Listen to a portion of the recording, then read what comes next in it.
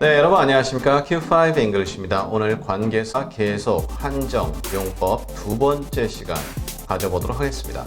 먼저 예문을 보시겠습니다. I bought a house which was built a long time ago.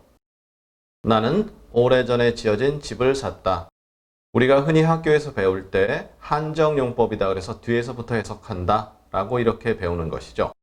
사실 그럴 필요가 없다 라고 이전에 관계사 한정 계속용법 처음에 말씀드릴 때 이미 나눈 바 있죠. 그냥 편하게 하시면 돼요. 즉, 나 집 샀는데 오래전에 지어졌다. 그럼 되는 거죠.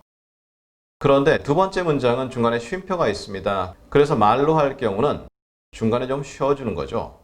I bought a house which was built a long time ago. 오래전에 지어진 집을 샀다. 여기선 좀 무리가 있고요. 나는 집을 샀는데 그 집이 오래전에 지어졌다. 이 경우는 두 문장 의미 동일합니다. 즉 쉼표 있으나 없으나 차이가 없는 거죠. 그런데 바로 다음 내용은 차이가 좀 있습니다. Our two former presidents are in jail, which makes me sad. 우리 대통령, 전직 대통령이죠. 두 분이 in jail, 수감돼 있죠. in prison이란 얘기죠. 그런데 그것이 날 슬프게 한다. 그럼 여기서 애매한 게 쉼표가 없을 경우 전직 대통령 두 분이 수감돼 있다는 사실이 날 슬프게 하는 건지 아니면 jail이라는 것이 선행사가 돼서 그 감옥이 나를 슬프게 하는 건지. 사실 감옥이 나를 슬프게 한다. 좀 쉽지 않은 상황이지만 꼭 불가능하진 않죠. 따라서 이 경우 쉼표가 없을 경우는 말을 듣거나 하게 되면 당장은 순간적으로 알아듣기가 쉽지 않을 수도 있어요. 앞뒤 문맥이 있으면 명확하게 이해가 될 수도 있지만 이 경우는 좀 더 명확하게 말하는 것이 좋습니다.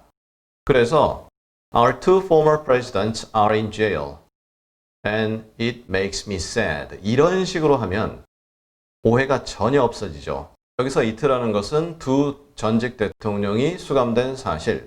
그런데 만약 이것도 혼동된다. 그럼 어떡합니까? Our two former presidents are in jail and this fact makes me sad. 이렇게 하면 전혀 오해가 없어지죠.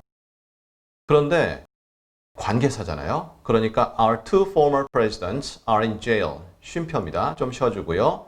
Which makes me sad.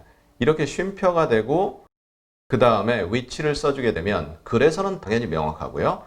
그렇게 되면 앞의 사실, 즉 두 전직 대통령이 수감됐다라는 그 부분이 날 슬프게 한다 해서 오해가 많이 줄어들게 됩니다.